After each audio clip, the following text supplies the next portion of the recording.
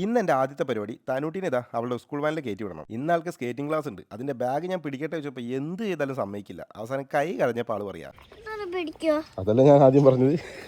അതിനിടയ്ക്ക് അമ്മൂസുതാ ഡ്രസ്സെല്ലാം മാറി വന്നു. അപ്പോഴേക്കും നമ്മുടെ തനൂട്ടിക്ക് പോകാനുള്ള വണ്ടി എത്തി. അങ്ങനെ അവളെ ഞങ്ങളിതാ നേരെ സ്കൂളിലേക്ക് പറഞ്ഞു വിട്ടു. ഇനി ഞങ്ങളുടെ പരിപാടി വേറൊന്നുമല്ല, നേരെ ജിമ്മിലേക്കാട്ടോ. ഒരാഴ്ചയായി പോയിട്ട്. അങ്ങനെതാ ഞങ്ങൾ നേരെ ജിമ്മിലെത്തി.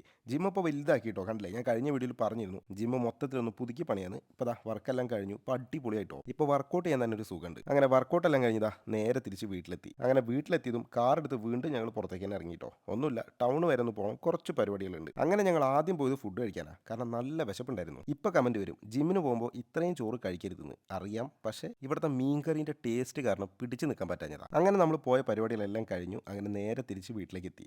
വീട്ടിലെത്തിയപ്പോഴാണ് ഞാൻ ആ ഒരു കാര്യം ആലോചിച്ചത്. കഴിഞ്ഞ വീഡിയോയിൽ ഞാൻ എൻ്റെതാ ഈ കൈ കിട്ടിയിരിക്കുന്ന വാച്ചിൻ്റെ ഒരു വീഡിയോ പോസ്റ്റ് ചെയ്തിരുന്നു. ഒരുപാട് പേര് ചോദിച്ചിരുന്നു ആ ഒരു ഓഫർ കഴിഞ്ഞോ എന്ന്. കഴിഞ്ഞിട്ടില്ല. ഇപ്പോഴും 21,000 രൂപ വരുന്ന ഈ ഒരു വാച്ച് വെറും 1,999 രൂപയ്ക്കാണ് ഇപ്പോഴും സെയിൽ ചെയ്തുകൊണ്ടിരിക്കുന്നത്. അപ്പോൾ എല്ലാവരും പെട്ടെന്ന് കയറി പർച്ചേസ് ചെയ്യാൻ നോക്കിക്കോ. അപ്പോൾ ഞാൻ ഈ പ്രോഡക്റ്റ് ഞാനിതാ നമ്മുടെ വീഡിയോയിൽ തന്നെ ടാഗ് ചെയ്ത് വെക്കുന്നുണ്ട്.